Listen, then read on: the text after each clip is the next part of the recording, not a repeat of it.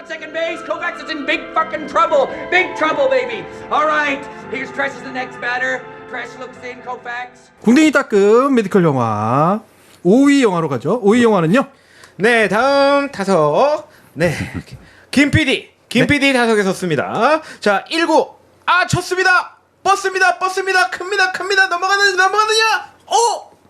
날아가던 새에 맞았는데요. 자, 홈런이 새에 맞아버렸습니다. 뻐꾸기 둥지로 날아간 새. 그거 새 맞으면 2루타잖아. 홈런이 2루타로 바뀌는. 뻐꾸기 둥지로 날아간 새. 네. 1975년 영화고요. 일단 수상이 화려해요. 48회 아카데미에서 각색상, 감독상, 나무주연상 잭 니콜슨이 받았고요. 여우주연상 루이스 플래처가 받았고 작품상 받았고요. 33회 골든글러브에서 각본상, 감독상, 나무주연상, 여우주연상, 작품상, 네, 드라마 부분에서 받았습니다. 골든글러브하고 아카데미를 동시에 받는 경우가 있나? 대부분 동시에 받지. 그러나? 그런가 보다. 28회 미국 작가 조합상의 각색상 받았고요. 28회 미국 감독 조합상의 감독상을 받았습니다. 30회 영국 아카데미에서 뭐 다 상을 받았지만 한 가지 더 포함되는 건 나무조연이 브래드 듀리프가 받았군요. 감독은 밀러스 포먼. 명장, 거장이죠, 거장. 배우는 잭 니콜슨 주연이고요. 랜들 패트릭 맥머피로 나오죠. 가짜 환자 같아. 근데 잘 모르겠어. 루이스 플래처, 밀드레드 레체트라는 수간호사로 나옵니다. 피도 눈물도 없어. 윌리엄 레드필드 하딩이라는 좀 지적인 그 환자죠. 네. 브래드 듀리프가 빌리라는 말더듬이로 나옵니다. 데니 드비트가 나오네요. 그렇죠. 마틴이라는 환자로 나오고 젊은 데니 드비트 나오죠. 데니 드비트 아닌 줄 알았어. 시드니 라식이 체스웩이라는 말 많은 환자로 나옵니다. 말 많고 좀 이상해. 윌 샘슨이 치프라는 인디언으로 나오죠. 그렇죠. 엄청 커. 뮤디 스모리 캔디 맥머피의 여친으로 나오고요. 네. 크리스토퍼 로이드가 타버라는 환자로 나옵니다. 네. 크리스토퍼 로이드는 저기 아닌가? 그 백투퓨처에서 박사죠. 박사로 나오는. 네. 자, 뻐꾸기 둥지 위로 날아간 새. One Flew Over the Cuckoo's Nest라는 쿠쿠가 뻐꾸기 맞죠? 이거는 그 원래 이제 소설이 있는 거를 60년대 나온 소설을 70년대 밀러스 포먼이 영화화한 거죠. 밀러스 포먼은 뭐 이 체코가 자랑하는 이 시대 명장. 이 뻐꾸기 둥지랑 아마데우스 이거 두 개로 뭐 그냥 뭐 얘기는 얘기 종료시. 영화를 많이 하시지는 않는 것 같아. 근데 뭐 맨 온 더 문이라는 영화 혹시 아세요? 그 짐 캐리 나왔던 앤디 카우프만 그 코미디언 인생을 다뤘던 그거랑 레리 플린트 레리 플린트. 레리 플린트 허슬러 잡지를 만든 아주 그쵸. 문제적인 인물이죠. 뭐 그런 영화들을 해서 이게 이 영화들 보면 이게 한 감독인가 싶어요. 좀 이렇게 그런데 이 지금 이 뻐꾸기 둥지랑 아마데우스로 뭐 얘기가 다 정리가 되는 그런 감독이고 그다음에 여기 나오는 이제 우리 또 문제적 인물 아까 알파치노 뭐 오늘 한 명씩 다 나와. 해리스 포드, 알파치노, 이번에 잭 니콜슨이야. 그죠 나이가 점점 많아져요. 잭 니콜슨은 30년대생이야. 37년생. 이분은 우리 아버지랑 동갑이에요. 내가 자꾸 가족살 얘기도 그런데 잭 니콜슨이 여기서 이제 맥머핀 같은 거 있지 않나요? 맥모닝이고요. 맥모닝인가요? 그리고 이제 악역 레체드 간호사로 루이스 플래처가 나오는데 이 영화가 빅5라고 하죠. 작품상, 감독상, 나무주연, 여우주연, 감독, 각본상. 그 5개를 빅5라고 하는데 아카데미 이 영화사상 그 3개를 다 받은 영화가 이게 역사상 2번째였어. 그러니까 옛날에 왜 30년대 영화 중에 하룻밤에 생긴 일이라고 있거든요. 그 영화 이래로 그 5개를 다 받은 심지어는 벤홈, 뭐 타이타닉 막 이런 것도 있잖아. 그런데도 그 빅5를 받지 못했어요. 근데 빅5를 받은 영화가 그거랑 이게 2번째였고 그 다음에 이 영화 나오고서 한 15년 정도 있다가 받았는데 뭐게 90년대네. 그렇지 우리 했었죠. 저거 아니에요? 플래툰이야? 양들 아니었네? 양들의 침묵. 그렇죠. 양들의 침묵이 그 5개를 다 받았어요. 그 뒤로 아직 없는 거죠. 양들의 침묵 이후로. 그러네 오래 없네요. 그동안. 뭐 이제는 그거를 5개를 다 줄 만큼 영화가 아도치고 막 이런 상황은 없는 거죠. 근데 사실 이 영화는 의외로 많은 사람들이 안 본 영화예요. 이게 아카데미 작품상 그 빅5를 하룻밤에 생긴 일 봤어 혹시? 아니요, 못 봤어요. 네. 그건 뭐 워낙 옛날 영화니까. 근데 양들의 침묵만큼 많이는 안 본 영화예요. 70년대 영화고 좀 뭐랄까 이렇게 난해해. 난해한가요? 네. 그렇죠. 이게 마릴린님이 스토리를 한번 이걸 스토리를 간단하게 한번 얘기를 해주시면 왜냐면 한마디로 되겠다. 한마디로. 안 본 사람들이 많아가지고. 정신병원이라고 해야 되나요? 그렇죠. 정신병원이죠. 병원에 잭 니콜슨이 환자로 들어오는데 네. 자기가 과연 정신병자인지 아닌지를 판단을 해달라고 그런 의뢰를 하면서 병원에 들어오게 되죠. 그래서 병원장? 그 사람은 처음에는 거부를 해요. 너는 환자가 아니다. 사실은 교도소에 있던 사람인데 그런 의뢰를 하면서 오게 되고 굉장히 좀 일탈적인 행동, 돌출적인 행동을 많이 하면서 네. 환자들을 좀 푸싱도 하게 되고 좀 논란을 일으키고 모난돌이 되죠. 그래서 수간호사인 밀드레드하고 의견도 많이 부딪히고 갈등이 생기죠. 눈에 네. 가시가 돼요. 거기까지. 그렇죠. 저희 잭 니콜슨이 이제 쉽게 얘기해서 그 전과자 수감자죠. 교도소에 수감돼 있는데 어디 이렇게 노역을 하는 그런 교도소에 있다가 이게 교도소에서 보낸 거야? 지가 교도소에서 보낸 거야? 보냈지. 왜냐하면 교도소에서? 이게 정신이 이상하다는 그 교도소의 소견을 가지고 와서 감정을 받기를 원하는데 원장은 아는 거야. 너 정신병 아니잖아. 의도된 너 그냥 행동이죠. 편하게 하기 위해서 그냥 여기 온 거잖아. 네. 그렇죠. 그래서 대화를 막 하는데 일부러 자기는 정신병에 걸렸다라는 측면을 부각시키려고도 해요. 근데 처음부터 아리까리한 거야 나는. 그 정신병자 맞는데. 아예 이놈 미친놈 맞는데 이러고 되는 거야. 근데 나는 그 감옥 가긴 싫으니까 좀 더 미친 척을 해야겠다. 그리고 의도된 미친 척을 해. 근데 너무 자연스러워. 그래서 미친놈이 맞는 것 같아. 그래서 나는 이 얘기를 한마디로 정합하자면 미친놈이 맞는 미친놈 영화다. 너 잭은 잘 모르는데 잭 니콜슨은 잘하는구나. 아까 보니까. 너 몰라. 잭은. 그래요. 이게 뭐 정신병원에서 일어난 일이고 거기 유명한 캐릭터 레체드 간호사가 사는 그 정신병원이죠. 여기서 이 레체드 간호사가 특별히 무슨 나쁜 짓을 한다거나 뭐 이러지는 않는데 사람들이 참 이 영화 보면은 이 간호사가 밉고 무섭고 막 그래요. 소름 끼쳐. 좀 소름 끼치고 너무너무 연기를 그 악역을 잘 해냈어요. 그래서 내가 뭐 늘 얘기하지만 이 레체드 간호사와 그 미저리 그다음에 최근에 나온 나를 찾아줘 그녀를 찾아줘 나를 찾아줘 원걸 예, 그때 한번 그렇게 이어지는 이 악녀의 퍼레이드가 있습니다. 근데 이 루이스 플래처는 뭐 전에도 제가 한번 얘기한 것 같은데 그 이 영화로 많은 사람들이 너무 강한 인상을 받았기 때문에 특별히 많이 나오지도 않아 영화에서. 마치 양들의 침묵에서 안토니 호키스 정도 분량 나오는 것 같아. 그런데도 여우 주연상을 받았어요. 그래서 그 유명한 아카데미 시상식에서의 수상 소감이 있죠.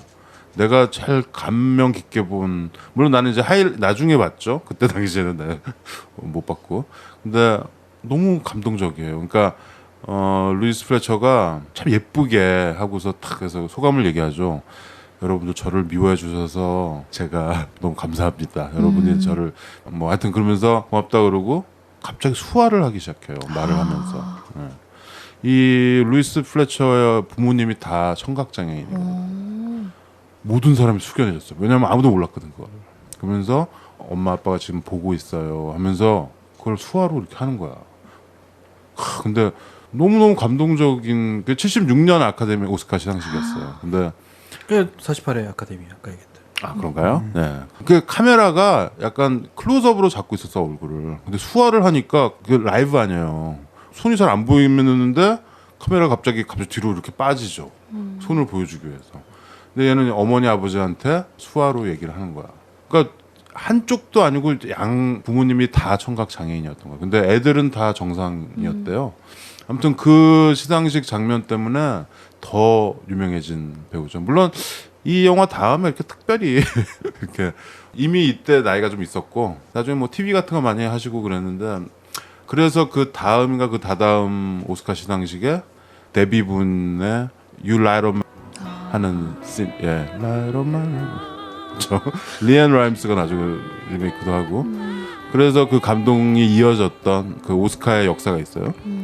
아무튼 그럼에도 불구하고 이 영화에서는 진짜 정말 나쁜 여자, 그렇죠. 마녀 같고 막 그렇죠. 그냥 가만히 있는데도 그 포스가 감정이 없는 거. 그렇죠. 그러니까 어떻게 보면 되게 연기 잘한 것 같아요. 와, 근데 나는 이분의 설정을 감독이 엄청나게 연출을 초반에 잘했다고 보는. 처음에 출근하는 장면 있잖아. 그치, 베레모 쓰고. 네, 처음에 출근하는 장면이 있는데 그 문을 이렇게 딱 열고 무슨 뭐랄까요 그 약국같이 생긴 그곳에 문을 딱 열어놓고 하는 행동 하나하나가 그치. 그걸 복선으로 깔아. 이 사람이 과연 어떤 성격일까를 아주 그냥 또 음산하게 까는데 처음에는 잘 못 느끼다가도 점점 그 강화되는 어떤 측면을 쭉 가잖아요. 그리고 마지막에 어떻게 보면 이제 가장 심할 때에 독서를 막 내뱉는 그 장면에서는 극화되는 이 에스컬레이션의 정점을 딱 가는 캐릭터예요. 근데 여기 나오는 캐릭터들이 다 정상이 말도 안 돼, 없어. 말도 안 되는 캐릭터야. 정상적인 사람 한 명도 없는 것 같아. 근데 이 캐릭터를 잭 니콜슨 포함해서 나 이 영화에서는 이 감독의 연출과 여기 출연한 이 배우들이 다 살렸다고 보는 거예요. 하나하나가 다. 정확한 장소에서 정확한 그 캐릭터를 정확하게 내뿜으니까 옆에 있는 캐릭터하고의 뭐랄까 이 상충작용이 계속 일어나는 것들이 그냥 쭉쭉쭉 가는 거예요. 그러니까 처음에 75년 영화이기 때문에 아주 올드한 그 톱 연주 비슷한 이 괴기한 음성이 딱 나올 때 톱 소리죠. 아 이거 못 보겠다. 한 10분 정도는 아유 이거 못 볼 것 같은데. 근데 그 10분을 넘기게 되면 그냥 보게 돼 있어요. 이거 이 영화 끝까지 보게 돼 있어. 야, 너 이 영화 별로라고 그러지 않았냐? 싫다고 막 그러지 않았냐? 싫었지. 10분을 못 봤으니까 이상해 처음이 좀. 이번 끝까지 다 봤어? 어. 아, 그렇지, 나이스. 이건 끝까지 봐야 되는 영화야. 그리고 마지막 장면도 인상적이고 이게 그러니까 그 이 원작도 있지만 어떻게 보면은 이게 나 지금 정치적인 발언하는 거 아닙니다. 이 여왕이 통치하는 독재 군림하는 병원 병실에 그래서 그 폭압에 어떻게 항거하지도 못하고 시달리는 그런 나라가 있는데 그 병실이죠. 거기 누군가 온 거야. 그래서 짱돌을 던지기 시작하는 거지. 그 여왕한테. 그런 그 권위에 도전하는. 그런데 결국 그 도전은 무의로 끝나고 마는. 하지만 그 짧은 시간 동안 병실에 있던 많은 환자들은 얘로 인해서 맥머피로 인해서 자유도 맛보고 낚시도 해보고 여자도 한번 보고 막 그러잖아. 그러면서 자유를 얻을 뻔했는데 결국에는 또 시스템에 의해서 뽀개지는 어떤 그런 모습을 통해서 우리가 어떤 권위주의나 독재의 개기는 그런 모습을 보여줬다는 점에서 나는 이 영화 보면서 그 이문열 소설 중에 우리들의 일그려진 영웅 뭐 이런 것 생각이 났어요. 그다음에 영화의 느낌은 이거 나중에 90년대 나온 영화 중에서 우리 저번 시간에 얘기했던 사랑의 기적 병실 분위기나 연출이나 이런 거 좀 비슷하더라고. 아무튼 밀로스 포먼이 이 미장센 그 씬들을 구성하는 그런 능력이 되게 탁월한 것 같아요. 그래서 극의 흐름을 특별한 적이 없이 사람을 들었다 놨다 하는 그런 묘한 마력이 있는 것 같아요. 그다음에 잭 니콜슨이 나무일단 사람들이 이렇게 볼 수밖에 없잖아. 이 사람은 그쵸. 잭 니콜슨은 워낙 흡인력이 강해서 그냥 다 빨아들여. 이 사람은 우리 점점 아까 좀 해리슨 포드, 알파치노, 잭 니콜슨까지 왔는데 나이가 점점 올라가면서 점점 더 이렇게 개성이 강한 잭 니콜슨이 착한 해리슨 포드처럼 그런 역으로 나오진 않는데 주인공들을 이렇게 하잖아. 그런 거 참 희한해. 뭐 우리도 몇 번 했죠. 잭 니콜슨 나오는 영화. 그쵸. 이보다 좋을 순 없다. 그렇죠. 어바웃 슈미트 이런 거 있잖아요. 괴팍하고 막 성질 지랄 같은. 그렇죠. 그리고 이 영화의 이미지와 아주 비슷하게 맞아떨어진 영화도 했었죠. 샤이닝. 예. 아, 샤이닝도 아주 있었구만. 비슷하게. 근데 이 영화 어떻게 봤어? 저 정말 재밌게 봤어요. 어떤 이게 거 같아? 재밌다고? 네, 저 정말 쉽지 않네. 어떤 이야기 같아? 정말 재밌게 봤어요. 저는 뭐 오상님이 나라로 표현을 했는데 저는 아파트 부녀회장.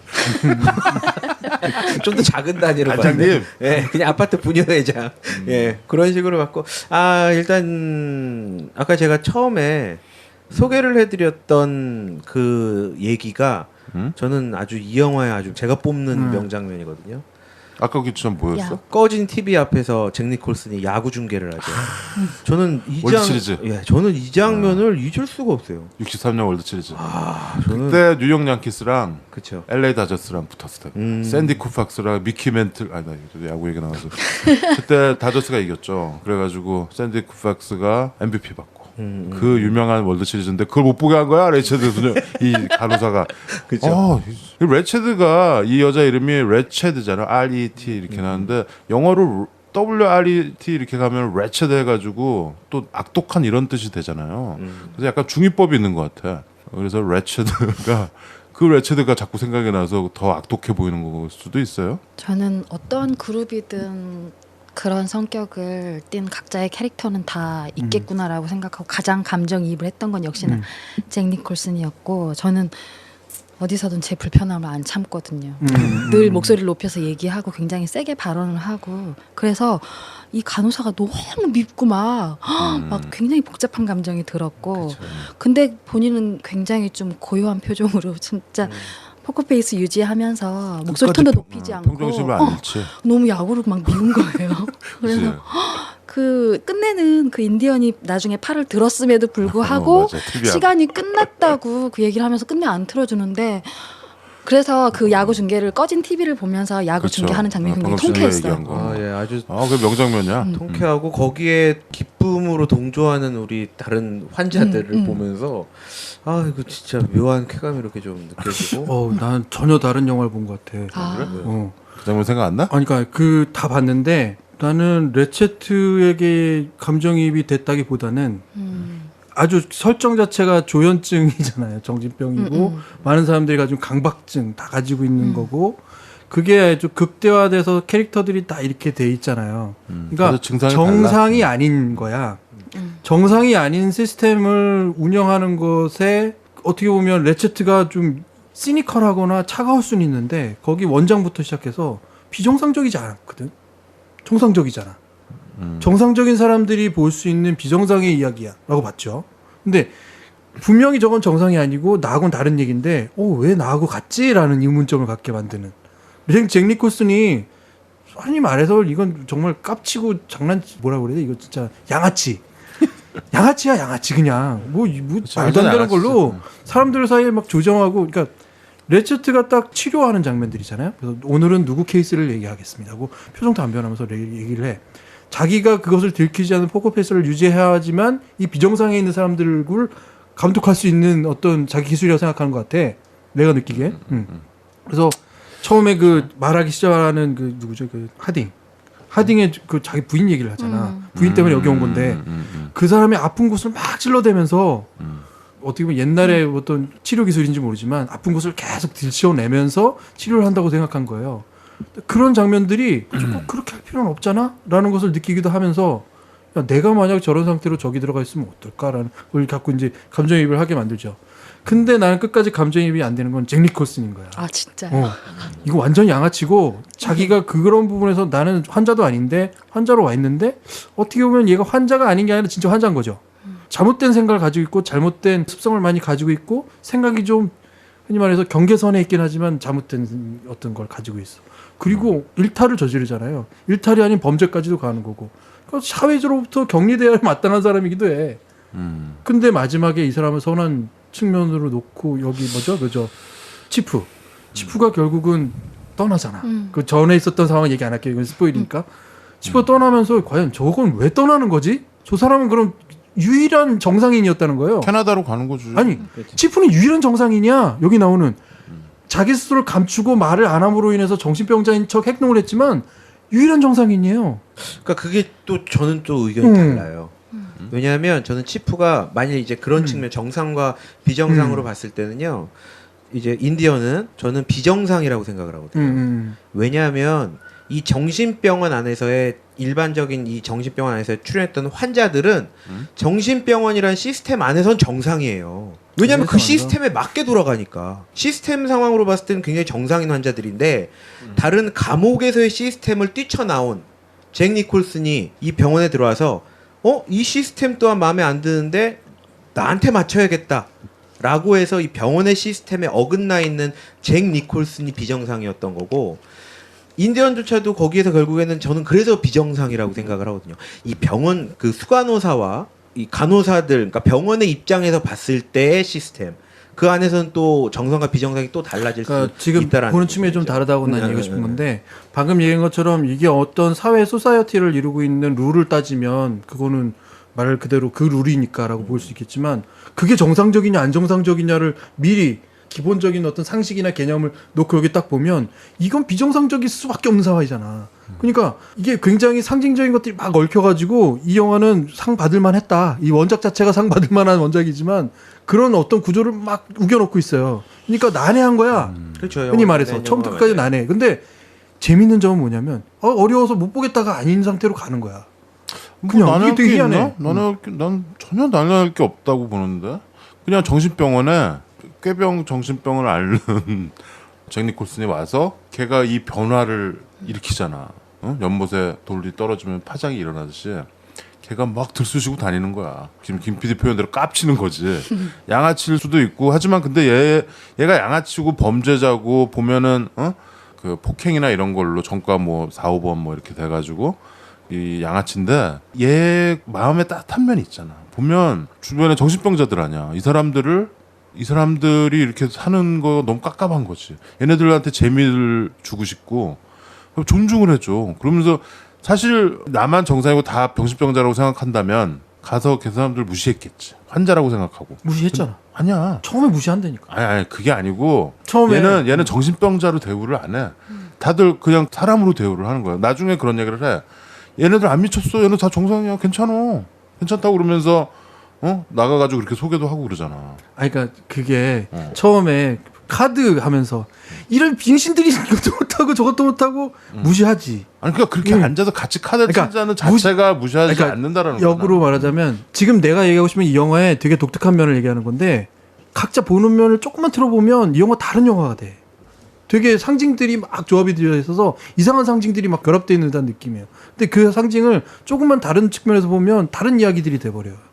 그러니까 나는 잭 니콜슨이 저항을 하는 건지 얘가 도대체 놀고 다니는 건지 아니 깽판 치는 건지 그 자체가 잭 니콜슨에게 강조 얘기를 하면 저항처럼 보이고 병원이라는 시스템 안에서 치료라는 측면에서 보면 저건 말도 안 되는 짓거리야. 근데 마지막에 중요한 그 모멘텀이 있어요. 잭 니콜슨이 크리스마스 파티 거기 완전히 광란에 개판 치고 병원도 완전히 뽀개놓고 얘가 그 문도 다 땄어. 가면 돼. 크리스마스 파티를 하고 밖에 있는 여자들 부르고 막 개판이야. 근데 얘가 이제 그 새벽녘에 얘는 탈출하면 되는 거야. 가면 되는데 거기서 이상하게 긴 이 원샷으로 롱테이크가 한번 나와요. 얼굴 표정이 그 씬. 그 전에 뭐 얘기를 하냐면 그 전에 여기 보면 빌리라는 말더듬이가 굉장히 여자에 관심이 많은데 여자에게 접근을 잘 못해. 말 더듬으니까. 그지? 그래서 일부러 캔디라는 자기 여친인지 뭔지 하여튼 그 여자도 이상해. 같은 방에 딱 넣어주잖아. 그 다음 장면이야 바로. 그러니까. 그 다음에 그 문 따기 직전이야. 근데 그 롱테이크가 처음에는 만족했다가 굉장히 불안했다가 그러니까 그게 그 씬이 롱테이크가 그 얼굴이 계속 맥머피의 어떤 의식의 변화를 보여주는 거야. 그러니까 얘가 떠날 수 있는데 안 떠나는 거지. 여기 그러니까 이게 또 다르다니까. 이게 다 보는 게 다른 네, 건가? 저도 좀 다르게 봤어요. 나 이거 어렸을 때 소설책으로 읽었는데 왜 잘 모르겠지? 이 영화 난해야 돼. 어렸을 때 이거. 저는 일단 거기 그 장면에서는 뭐 다음 날이 됐잖아요. 다음 날이 된 거 정말 술에 취해서 그냥 잠든 거고 자기 여자친구가 그 문을 열고 나오기를 기다리다가 그냥 저는 잠들었다고 생각을 하고 저는 그 표정이 오히려 이 빌리와 캔디 그러니까 저는 이 느낌으로 봤거든요. 빌리에게는 뭔가 내가 다른 선물을 준 거, 크리스마스 선물로 다른 선물을 준 것 같은 쾌감과 그런 기쁨과 오묘한 그리고 그게 캔디라는 그게 내가 사랑하는 여자친구 캔디라는 그런 저는 표정으로 좀 봤거든요. 아니 내가 봤을 때 여기서 잭 니콜슨이 캔디를 뭐 자기 여자친구라든가 사랑하는 정인이라든가 이런 느낌은 아니야. 그냥 친구고 그거 얘기하잖아. 그냥 좋은 친구라고. 아니 들어가기 전에 사랑한다고 얘기하잖아요. 야, 내가 이런 방으로 일까지 들어가서 시켜서 얘가 무슨 미안한데 포주도 아니고 야. 그 포즈처럼 행동한다니까. 들어가기 전에 사랑한다고 얘기하잖아요. 자기한테 소유돼 있는 여자거든요. 어찌됐건. 그러니까 이 영화가 되게 이상한 측면이 그거예요. 자기가 어떤 측면을 보고자 하라는 게 아니라 자기 무의식 중에 그 모습을 보게 돼 있는 것 같아. 되게 희한해요. 그래서 여기 나오는 만약에 빌리라는 사람한테 자기가 감정이입이 가게 되면 빌리 되게 희한해.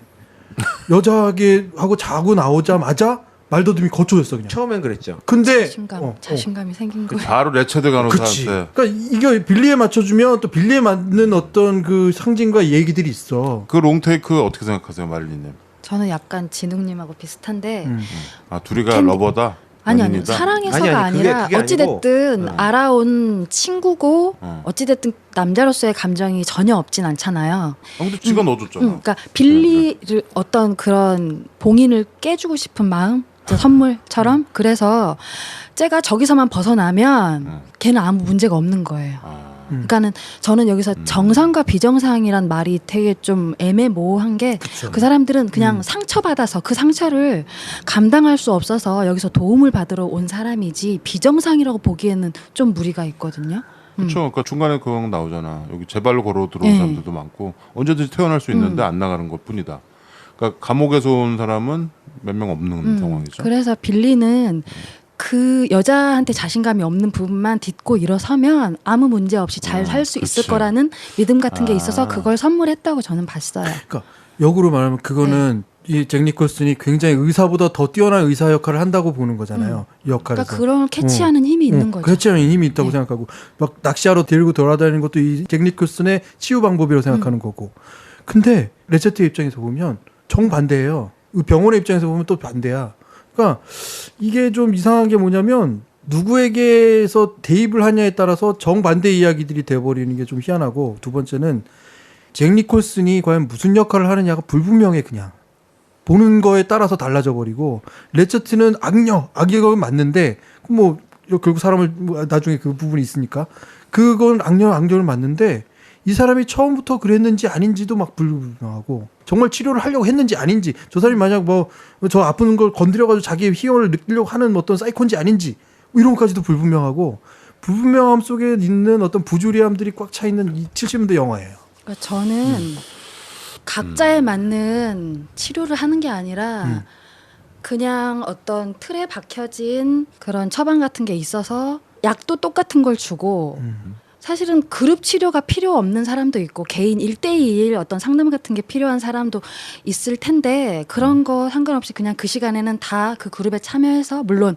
그게 어떤 의사소통이 전혀 안 되는 사람은 따로 있긴 하지만 거기에 들어와서 얘기를 하게 하고 참가를 꼭 해야 하잖아요. 약간 강제성을 늘 띠면서. 그러니까 이게 75년 영화지만 아까도 얘기했지만 이게 63년 월드 시리즈 나오는 거 보니까 십몇 년 전 상황을 하는 것 같아요. 여기는 이제 오레곤 뭐 그쪽이죠. 서북부 미국. 그 원래 소설도 그쪽의 배경이에요. 오레곤 주립병원 뭐 이런 거. 그러니까 나는 잭 니콜슨이 여기에 와가지고 이 사람들 뭐 치료하고 뭐 이런 다른 것까지는 아닌 것 같고.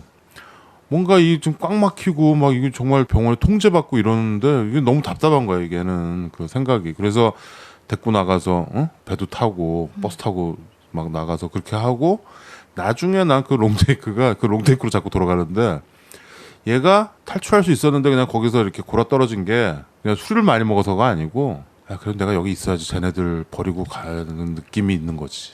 추장도 안 간대고, 치프 추장도 갈 준비가 안 됐다고 그러니까 그 추장이랑 이제 많이 정도 들었고, 그래서 이 얘네들과의 어떤 그 인간적인 마음 때문에 거길 못 떠나고 있었던 것 같아. 그러니까 저는 그게 그 시점은 그때가 아니라는 거죠, 제 얘기는. 그 시점은 다음 날이라는 거죠. 다음 날? 다음날 문 따잖아. 다음 날이 더 확실하게 내가 그냥 가야겠다라는 생각인데, 거기에서 주저하고 빌리의 사건이 나오고 그게 그 다음 날이라는 거죠. 저는 그 고민은. 그 전날은 정말 그냥 뭐 쟤한테 그냥 뭐 선물 하나 해주지 뭐 그냥 편안히 뭐 내일 나가도 되고 이런 생각이었는데, 하긴 그거에 그 다음 날 대한 탈출하려다가 그렇죠. 걸리는구나. 그 다음 그때 이제 날로 빌리 오히려 더 사건이 직접적인 터지고. 고민이 시점이 그 시점이라고 생각을 하고. 이 영화는요 이렇게 나는 보는 건데, 뭐냐면 여기에 나와 있는 사람들이 다 충동 조절이 안 되는 거야. 그냥 조절이 안 되는 사람들이에요. 조절을 하고 있는 사람이 나쁜 거지. 그게 누구냐면 레체트가 조절하고 있어. 자기도 조절하고 남들도 조절해. 심지어 여기 같이 자는 흑인 있잖아요. 여기 밤늦게 이제 지키는 흑인. 이 사람도 조절을 못해. 할아버지? 그 심지어는 하얀 옷 입고 돌아다니는, 가운 입고 돌아다니는 간호사들. 이 사람도 조절을 못해. 거기도 폭력 행사하고. 유명한 캐릭터 나오죠. 워싱턴이라고. 그 흑인 간호사인지 기도인지. 뭐. 그 근데 워싱턴이 되게 무섭게 나와. 조절하는 사람이 나쁜 사람으로 보이고, 조절하지 못하는 사람들이 마치 뭔가 그러니까 이게 70년대의 어떤 사상적인 분위기 이런 걸 수도 있어요. 약간 히피적이고 막 이런 것들이 수용된 것들도 있을 거고. 다만 이 영화가 난 되게 매력적인 건 뭐냐면 이제 2015년이잖아. 2015년 들어서 몇 번을 보려고 하다가 못 본 영화를 이제 봤는데 너무 재밌는 거야 그냥. 30년 전 영화는 딱 내가 왜 이 재미를 모르고 살았지라고 싶을 정도고. 40년 전이구나. 40년 전. 우와. 저보다 나이 많은 또 하나 재밌는 거. 영화입니다. 나 이 영화를 리메이크하면 절대 이 분위기 안 나올 거야. 아유 안 나오죠. 이 칙칙한 분위기의 화면과 이 뭔가 때깔 이상한 분위기, 병원의 그런 거, 잭 니콜슨의 어떤 그 막 누가 잭 니콜슨을 대신하겠니? 그 젊지만 무슨 욕을 먹으려고? 젊지만 오 이런 연기와 어떤 선명한 화질이 아닌 막 그 뭉개져 있는 것들 있잖아. 블러워돼 있는 막 이상한 오래된 영화의 느낌. 이것이 재밌는 거예요. DVD로 안 봤구나. 이게 DVD로 봐야 돼. 화질 괜찮아요. DVD. 아니 이거 나도 좀 좋은 영화로 좋은 화질로 블루레이도 봤어. 있고요. 우리가 정신병원에 대한 그런 이제 고정관념들이 있잖아요. 그게 이 뻐꾸기 둥지로 많이 그거가 형성이 돼 있어요. 사실은 우리나 걔네나 뻐꾸기 둥지가 워낙 강력했던 작품이었고 영화도 히트했고 그렇기 때문에 정신병원 뭐 저러지 않을까라는 생각이 있는데 그렇지는 않더라고요. 그렇지는 않고 많은 정신병을 약으로 정말 우리가 뭐 어디 아프면 약 먹듯이 약으로 다 조절이 가능하고요. 그렇다고 하더라고요. 근데 정신병은 모니터링이 굉장히 중요한 것 같아요. 주변에서 특히 가족이나 친구나 많은 정신병 그러니까 주변에 보면은 조울증이잖아요. 업앤다운 이렇게 다운이에요. 돼서 예. 하이퍼 됐다가 디프레스 됐다가 이렇게 왔다 갔다 하는 거. 근데 그게 왔다 갔다 하면서 뭐 자살 충동도 생기고 막 이러는 건데 그 주변에서 보면 누구나 알 수 있대요. 가까이서 보면 그러면은 데리고 병원 가면은 상담해서 약을 처방해주면 그 약 먹으면 그거 낫는 거거든. 항우울제죠. 그렇죠. 네. 그건 낫는 거예요. 그게 굉장히 간단한 건데도 사람들이 정신병원 가기를 두려워하고 이게 무슨 이상한 이런 뻐꾸기 둥지 이런 거 생각하고 막 이렇게 몸 묶어놓고 막 뭐 이런 거 생각을 하는 거야. 근데 그런 거 아니고 그냥 내 마음이 감기가 걸렸다고 생각하면 되는 거거든요. 우리 살면서 감기 걸릴 수 있잖아. 되게 여러분 주변에도 굉장히 많고요. 여러분 자신일 수도 있고 그런 거 있을 때 병원을 찾으면 되는 겁니다. 그쵸. 그건 예, 병원에 가서 예. 워낙 치료하면 우리나라에서는 되고요. 그 색안경을 끼고 좀 많이 봐서 근데 그 생각 저- 벗어야 돼. 우리 애 1학년 때 음. 선생님이 저희 애를 때렸거든요. 음. 근데 맞고 있는 사실을 제가 몇 달 있다가 알았어요. 그러니까 주변에 엄마들 다 알고 그랬는데 저한테 초등학교 얘기를 1학년? 안 한 거고. 초등학교 1학년 생을 초등학교 때려요? 1학년 때, 오래된 얘기인데 이제 그 사실을 알고 나서 저는 막 길에 다니면서 막 시도 때도 없이 막 펑펑 울고 다녔거든요. 그러면서 이 선생님이 얘는 치료가 필요한 아이니까 클리닉에 그래? 가봐라. 그래서 데리고 가서 ADHD라는 진단을 받고 저는 같이 우울증이라는 진단을 받았었어요. 그래서 얘는 ADHD 약을 먹고 저는 우울증 약을 이제 먹었었는데 애도 기운이 하나도 없이 축 처지고 정말 한시도 앉아있는 새 없이 이렇게 돌아다니던 아이였는데 그리고 저도 아무런 의욕도 없고 이렇게 축 늘어져만 있는 거예요. 근데 이제 아무한테도 얘기를 안 했다가 엄마한테 얘기하고 주변에 이제 가까운 사람들한테 얘기를 했더니 당장 약을 끊어라. 우울증 약도 그렇고 아이 약도 그건 뇌에 영향을 주는 약이기 때문에 먹여서는 안 된다라고 얘기를 듣고 나서 일단 저부터 약을 안 먹고 나서 이제 전 한 3, 4일 먹고 아이는 한 일주일 정도 먹였었나? 일단 애가 기운이 너무 없으니까 안 되겠더라고요. 그래서 끊고 나서 이제 그전에는 학교에서 어떤 활동을 할 마음이 없었는데 이제부터 적극적으로 학교 활동을 해야겠다. 치맛바람이라고 뭐 욕을 먹든 어쩌든 간에 적극적으로 개입을 해서 선생님한테 찾아다니고 주변에 얘 친구들을 만들어야겠다. 그렇게 생각을 하고 학교 청소 매일 하러 다니고 급식하러 다니고 환경미화 하러 다니고 그렇게 다녔어요. 그러면 선생님 눈두장 찍고 근데 사실은 얘가 ADHD가 아니라 그냥 좀 늦게 되는 아이였고 적응이 느린 아이였고 근데 어떻게 그런 진단을 해? 그런 진단이 ADHD? 그때 한 유행처럼 진단이 많았어요. 왜냐하면 그때 그게 돈이 됐거든요. ADHD. 아니 그때 의사가 그래서 그렇게 비양심적이라고? 그것이 알고 싶다 해서 다룬 적이 있었고 다큐멘터리 그 시점에 제가 따로 소장하고 있는 게 있어요. 저는 정말? 거기에 맺힌 게 굉장히 많아서. 근데 그거는 의료 사고는 그거 고소를 해야지 그러면. 근데 그게 너무 많아서 아. 아무튼 그런 경험이 있었고. 그럼 마일님도 그 우울증은 아니었나 봐요. 그러면 우울증 약간 그게 있는데 그러니까 누구나 산후 우울증은 기본적으로 언제나 여자들이 그쵸. 겪고요. 네. 그게 이제 그 시점에서 좀 선명하게 치료가 안 되면 계속 좀 갖고 가는 거예요. 아, 그랬다가 그런가요? 어떤 뭐 큰일이 터지면 그게 막 훅 다가왔다가 또 괜찮아졌다가 좀 감정 기복이 있는데 공황장애 같은 것도 좀 오고. 저는 이제 아이를 이제 첫 아이인데 굉장히 좀 충격적인 그리고 선생님은 일단 신뢰를 하게 되잖아요. 근데 선생님한테서 이제 아이가 맞았다는 얘기를 들으면서 굉장히 무기력해지고 저처럼 이렇게 저항 정신이 있는 여자가 아무것도 할 수가 없는데 그게 이제 그 복합적으로 왔던 것 그냥 같아요. 맥이 확 빠진 거구나. 네, 그래서 그러니까 그러니까 그때 진단은 틀린 거고 결국 네. 그거가 옳지 않았다라고 생각하는. 네, 그러니까는 어, 물론 자기 의지가 약해서 또 자존감이 낮아서 어. 거기에 영향을 좀 많이 받는 사람이 있긴 하지만 네. 그런 우울증 진단이 다 언제나 맞지는 않는다고 생각하고 있어요. 그렇죠. 그럴 수 있어요. 역시 이 영화에 빗대 보면 네. 아까도 우리 그 얘기했잖아. 정상과 비정상을 딱 나눌 수 있느냐, 네. 혹은 오쇼이 자꾸 얘기하는 것처럼 정상이란 말이 얼마나 이렇게 과장돼 있느냐, 이런 것들이 다 우리가 평상시 하는 얘기들인데 역으로 얘기하면 경계라는 것이 누가 경계를 딱 긋느냐에 따라서 경계가 되는 거잖아요. 그러니까 자기 자신이 충분히 이겨낼 수 있다 하는데도 잭 니콜슨처럼 이렇게 되면 쟤는 병자가 돼버리는 거죠. 그러니까 우리가 이 영화를 보면서 빠져드는 이유가 그럼 뭐 이 라체트라는 이 수간호사 나빠 보이는 이유도 그런 거고. 혹시나 뭐 조금 혼란스러우셨다면 약간의 도움이 좀 되어드리고 싶은 얘기가 있는데 저도 안 그래도 이거 너무 재밌게 봤다고 말씀드렸잖아요. 왜 재밌냐면 뭐 배우들의 연기 이거는 뭐 두말할 나위도 없고 제가 이 영화에 대해서 조사를 하게 됐거든요. 이런 배경이라든가 뒷조사했어? 뒷조사를 좀 해보니까 나왔던 얘기가 이 당시에 미국의 정신병원에 그런 실태를 고발한 네, 그러한 얘기도 담겨 있더라고요. 중간에 이 잭 니콜슨을 이 양쪽 이마에 대고 전기 충격. 그쵸. 어. 실제로 그 당시에 정신병원에서 이루어졌던 전기 고문에 대한 고발 이제 이런 내용도 같이 담겨 있다라고 하더라고요. 그쵸, 특히나 이제 60년대니까. 그쵸. 어. 특히나 이 잭 니콜슨이 여기서 이제 수술을 받는데 이 뇌엽점리술이라고 해서 두개골을 뚫어요. 양쪽에 두개골을 뚫어서 안에 있는 신경을 자릅니다. 그럼 이 신경을 자르는 이 수술이 무슨 수술이냐? 우울증하고 정신질환을 고치는 수술이에요. 아까 어떻게 보면 약으로 인해서 이렇게 약간 이렇게 편안해지고 어떻게 보면 나른나른해지면서 이렇게 릴렉스 처지는 해주는, 그쵸?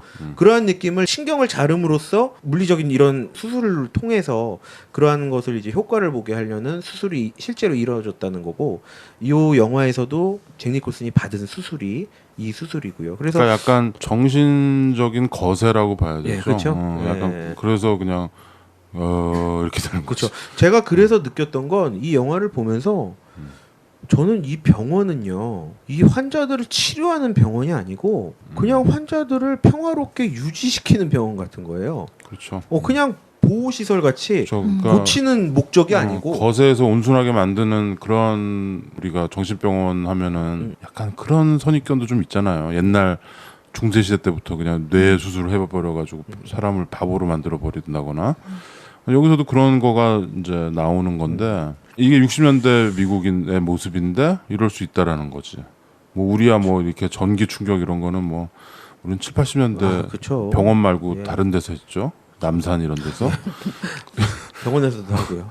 병원에도 요양소 같은 데서도 했고요. 고문하고. 막. 우리가 참 그 쉽지 않거든요. 예를 들어서 몸이 아프다거나 팔이 부러졌다거나 무슨 뭐 어디가 피가 난다거나 이러면은 알잖아 일단 어디가 아픈지. 근데 이 뇌가 아픈 거는 얘기가 좀 다르거든. 그래서 이게 지금 정상 갔다가도 저건 원래 성격이 원래 저런 건가 아니면 제가 좀 오버하는 건가?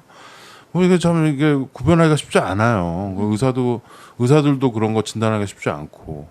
그러니까 굉장히 좀 세심한 관심과 이런 게 필요하고 인내심도 필요한 것 같아요. 그리고 근데 의외로 많다라는 거 주변에 많고 여러분들 조금씩은 다 사이코 기질이 있잖아. 그렇죠? 그렇죠. 그 사이코 기질 있죠, 다들. 있어요. 나 포함해서 다 있어요. 형은 완전 사이키. 형 완전 사이키고요. 반짝반짝. 나는 좀 사이코 같긴 한데 내가 이렇게 폭력적으로 변하거나 그런 거는 이제 다 졸업한 것 같아. 옛날에 20대 때는 이제 사람도 때리고 막 그랬는데. 아, 형 지금 그래가지고. 폭력적이시면 안 돼요. 내가 가끔 널 이렇게 누르는 거밖에 아, 저한테 안 하잖아. 린치가 하고 이럴 때. 린치는 아니고 이렇게 형 지금은 안 돼요. 헤드락 지금은, 같은 거. 예, 지금은 막 그렇게 하시면 신부전 옵니다. 건강 생각하셔야 돼요. 이제 그런 과격한 행동은 하지 말아주시고요. 신부전 사람 이름 같아. 이 영화는 동의가 되는지 안 되는지 모르지만 각종의 상징, 그 숨겨진 어떤 심볼들이 참 많고 그래? 무의식이- 이 영화를 되게 깊숙이 봤네. 무의식에 해당되는 부분도 많은데요. 이렇게 복잡한 영화가 아닌 영화 중에 KFX라는 영화 하나 있어요. 케빈 스페이시가 비슷하죠. 나오는 좀 명확하고요. 그 안에 나오는 그 환자들의 모습이 여기 나온 환자들과 좀 비슷한 것도 있어. 그래서 것도 있고. KFX도 사실 생각을 했어요. 근데 그거는 이제 이 뻐꾸기 둥지가 있었기 때문에 나온 영화고, 그건 약간 좀 판타지일 수도 있는데 그 영화도 잭 니콜슨 자리에 케빈 스페이시가 있는 거죠. 그리고 재밌어요 그 영화도. 그러니까 그 영화도 한번 보시고요. 그러니까 이 영화는 사실 루이스 플래처랑 잭 니콜슨, 밀로스 포먼, 그리고 우리 또 백투더 퓨처에서 우리 박사님 크리스토퍼 로이드, 네. 그다음에 데니 드비토 뭐 이런 배우들의 아주 연기인데, 그냥 이 잭 니콜슨과 이 루이스 플래처 이 두 사람의 이 불꽃 튀는 대치 상황, 그렇죠. 이거가 이 영화의 좀 백미인 것 같아요. 네. 저는 이 영화를 보고 그러한 질문을 드렸으면 좋겠어요. 과연 영화를 보다가 과연 레체트를 같이 목을 조르고 있는지 아니면 나는 그래도 안 조를 것인지, 네, 그거를 분간하면 될 것 같습니다. 저는 같이 조르고 있었어요. 수십 번 졸랐어요. 수십 번. 같이 조르고 있어서 아우 좀 나는 근데 내가 이 영화를 한 너댓 번 봤는데 최근에 이거 우리 메디컬 영화 한다면서 이거를 메디컬에 넣을까 하면서 다시 봤는데 의외로 레체드가 옛날에는 이 여자가 너무 싫고 무섭고 막 짜증나고 죽이고 싶고 막 그랬었던 것 같은데 지금 보니까 그냥 저 여자 그냥 시스템에 적응해서 그냥 그 시스템 유지하려는 그런 사람들 중에 하나다라는 생각이 드는 거야. 물론 그 표정이나 이런 거는 뭐 압도적이죠. 하지만 그렇죠. 이 여자가 특별히 뭐 이렇게 악독한 짓을 한다. 나는 전혀 나쁜 여자 같이 안 보이던데. 마지막에 넌 그 또 그래? 독설거리는 하는 부분만 빼면 사실 그게 아주 큰 작용을 하죠. 그리고 왜 그랬냐에 대한 부분도 난 약간 연결고리가 좀 없어, 앞에 부분하고 사실. 아니 근데 물론 뭐 야구를 못 보게 한 게 난 더 나쁘다고.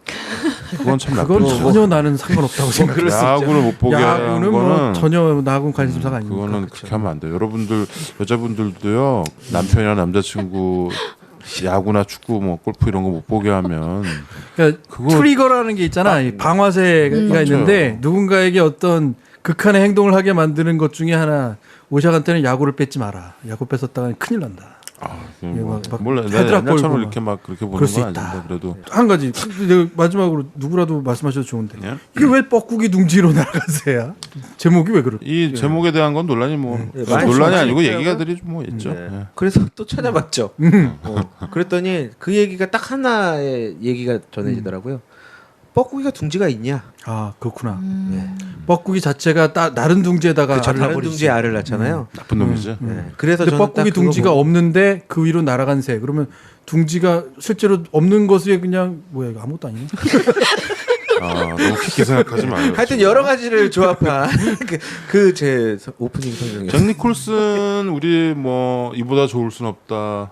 미스터 유달. 아 유달. 뭐 얘기들 많이 했는데 이 사람이 아주 특이한 기록을 갖고 있는 게 이 사람이 집에 오스카 트로피가 3개가 있어요, 연기상으로. 그 남자 중에 집에 오스카 트로피가 3개 있는 사람이 서너 명밖에 안 돼요. 근데 이제 잭 니콜슨은 우리가 전에 했던 이보다 좋을 순 없다. 그리고 요걸로 나무주연상을 받았죠. 나무조연상이 있어. 또 그건 애정의 조건. 애정의 조건. 아직 안 나왔죠. 내가 굉장히 좋아하는 영화인데 우리 어떤 리스트에 나올지 모르겠으나 그런데 이 사람이 또 갖고 있는 또 특이한 그 오스카 기록이 뭐냐면 60년대부터 2000년대까지 10년에 한 번 이상 오스카 연기상에 후보로 올랐어. 40년간. 그런 사람이 잭 니콜슨 말고 한 사람밖에 없대요. 마이클 케인. 그래요? 마이클 케인, 영국 배우. 그다음에 이 사람이 오스카에 이제 노미네이트 된 적이 12번이나 된대. 연기상에. 대단하다. 그러니까 뭐 대단한 사람이죠. 이 사람은 그냥 물론 우리가 전에 좀 해리스 포드, 알파치노 뭐 이렇게 쟁쟁한 배우들 얘기했지만 그 사람들도 잭 니콜슨 앞에 오면은 깨갱 이렇게 되는 거죠. 근데 난 잭 니콜슨은 이 젊었을 때가 훨씬 강력한 것 같아. 나이 들어서도 이 사람이 킬러 스마일 있잖아. 씩 웃었을 때 그 샤이닝에서의 그 웃음. 그다음에 조커 했을 때 웃음. 나는 그 조커. 그때 솔직히 저 조커는 조커야. 조커야. 조커는 조금 그렇고, 근데 이 젊은 얼굴에 아까 그 오샥이 얘기했던 그 롱테이크 장면의 그 표정들은 이건 뭐라고 할 수가 없죠. 정말 어떻게 사람이 저렇게 표정이 나오지? 그 뭐라고 하지? 초월의 차원에 가 있는 사람 같아. 정신 세계도 좀 분명히 이상할 것 같고. 그럴 수도 있어요. 약해서 그런 거. 약해서. 근데 참 내가 이번에 영화 보면서 뭐 재밌는 거 하나를 발견했는데 내가 퀴즈를 한번 내볼게. 예. 잭 니콜슨이 샤이닝 우리 전에 했었잖아요. 네네. 쿠브릭의 샤이닝. 근데 이 영화에서 샤이닝에 나왔던 배우가 한 명이 나와요. 그 있어요? 누구였을까? 샤이닝에 몇 명 안 나오잖아. 근데 샤이닝에 나왔던 배우가 흑인? 설마 경비? 그 사람 그렇죠. 맞죠? 마릴리님 역시 눈썰미. 거기 중간에 보면 그 여자들 막 다 들어오게 하고 나중에 그쵸. 지도 술 먹고 그냥 예. 개판치는 예. 경비 있죠. 그냥 나 몰라라 그냥 할아버지. 됐다, 나 포기다 그냥. 그렇죠. 이 사람 스캣맨이라고 스캣맨 크로서스라는 할아버지인데 그 샤이닝에서 거기서 역시 그 아이하고 호텔 텔레파시로 대화하는. 그렇죠. 텔레파시로 대화하고. 눈썰미 있으시네. 브라보. 그 할아버지가 사실 재즈 가수 출신인데 돌아가셨죠, 뭐 오래전에. 근데 여기서도 이미 할아버지니까. 근데 내가 이번에 뻐꾸기 동지 보다가 이 할아버지 내가 어디서 봤지? 거기서 샤이닝이었어. 거기서 그렇죠. 애기랑 텔레파시로 대화하고 약간. 그래서 내가 무섭더라고. 이 사람 딱 나왔는데 무서워. 그래서 왜 무섭지? 딱 그러니까 샤이닝이었더라고요. 잭 니콜슨이 데리고 들어갔나 보다. 그렇죠. 예, 이건 샤이닝 그 전입니다, 이게. 이게 샤이닝 전이었나요, 참? 그렇죠. 이거 있다가 한 5년 있다가 샤이닝 그럼 나왔죠. 샤이닝을 데리고 들어갔구나. 그런가? 예, 하여튼 이걸로 이제 잭 니콜슨은 굉장히 더 유명해졌죠. 이전에 뭐 차이나타운이니 몇 작품에서 했었는데 여기서 이 킬러 스마일과 이걸 보여주죠. 저는 안 그래도 인디언이 재밌죠? 예, 인디언 재밌어요. 외모도 재밌고. 여기서 아주 인상적이죠. 예, 추장. 농구씬도 재밌고. 저는 약간 남궁원 치던 걸 봤던데. 남궁원? 예, 약간 이 배우 남궁원 선생님이 단발머리하면 이럴 것 같은데. 닮았다. 이 배우 닮은 이게 여자 배우 무슨 아줌마 배우 있는 것 같은데 하여튼 키는 한 2m 정도 되는 그쵸. 예, 추장이라고 나오죠. 치프라고 나오는 예, 아주 인상적인 역이고 나중에 결정적인 역할도 하고 그렇죠. 그다음에 이 사람 여기 나는 그게 되게 특이했어. 보면은 중간에 둘이 진짜 잡혀가지고 이렇게 묶여갖고 있는데 예, 껌 주잖아. 껌. 그렇죠. 그게 우리가 어릴 때부터 먹던 근데 주시오리 씨. 주시 후레쉬. 우리는 그냥 주시 후레쉬라고 그냥 귀에 딱 했는데 요즘은 껌 나오나요? 롯데껌? 있어요. 그대로 주시 있어요. 후레쉬, 예, 있어요. 비아민트. 프레시민트, 프레시민트, 스피아민트. 오로떼 그 초록색이 후레쉬민트인가요? 그 일본에 똑같이 있어요. 그게 또 똑같이 들어온 거야. 원래 그건 미국 거였더만. 우리는 또 이렇게 껌의 역사를 돌고 도는. 그렇죠. 그게 미술 시험 볼 때 생각하는 사람 누구냐 로댕 적고 옆에서 컨닝하는 애가 똑같이 하면 좀 그러니까 오댕 쓰고 그 옆에 있는 애는 또 비슷하게 쓰려고 덴뿌라 이렇게 쓴 것처럼 우리는 덴뿌라 정도 되는 건데 또 주시 후레쉬 껌이 나오는 옛날 껌에는 만화 들어있던 거 아세요? 맞아요. 풍선껌. 맞아요. 만화책이 하나씩 있어. 껌 크기의 만화 이게 있었죠. 아니 마릴린님이 그 옛날 사람이라고 뽀록 나셨습니다. 옛날 사람. 옛날에 그 부풀어라는 풍선껌이 나왔을 때 우리 그걸 부풀어, 입안 한가득 프로야구 처음 생겼을 때 그 부풀어 껌들을 다 싣고 했죠. 그 야구 어린이 회원 가입한 다음에 건강에 좋았을지 잘 모르겠어요. 뭘 얘기해도 야구로 가는구나. 응? 야구를 뺏지 그러네. 마시고요. 하여튼 저한테는. 여기서의 야구 장면은 명장면이에요. 그 병원에 흘러나오는 클래식 음악과 더불어 이 화려한 그쵸. 이 야구 중계와 환호하는. 밀러스 포먼이 클래식 음악을 좀 좋아하는 것 같아요. 나중에 아마데우스로 아주 그냥 아마도 엑스도 보면 첫 장면과 마지막 장면이 이런 정신병원이잖아요. 이 사람이 그게 좀 있나 봐. 근데 물론 아마데우스에서는 훨씬 더 기괴한 장면들을 많이 넣었죠. 막 이상한 철창 같은 데 갇혀 있고. 이게 뻐꾸기 둥지에 대한 오마주가 좀 있었던 거죠. 자기 작품에 대한. 예. 아마데우스는 이거 뻐꾸기 둥지 한 10년 있다 나온 영화였죠. 명작이야. 아마데우스. 뻐꾸기는 원 플로어 오버 더 쿠쿠즈 네스트 밥솥 위로 날아간 그쵸. 밥통. 그러네요. 쿠쿠로 위로 날아간 밥솥 위로 날아간 것들이었죠. 치프는 스토커를 집어뜯는다. 치프도 힘세다. 세지. 스토커를 집어던진다. 아, 스토카. 병강세야. 레체트는 하여튼 나빠. 완전 눈에서 레이저 나온다. 네. 레체트가 나중에 교통사고 난 거죠? 목에 기부싸고 있는 게. 그거 좀 웃겼어. 그거 좀 웃겨. 그렇죠. 메디컬 영화를 하고 있는데 드디어 정신병에 대한 메디컬 얘기를 했고요. 다음 영화로 가겠습니다.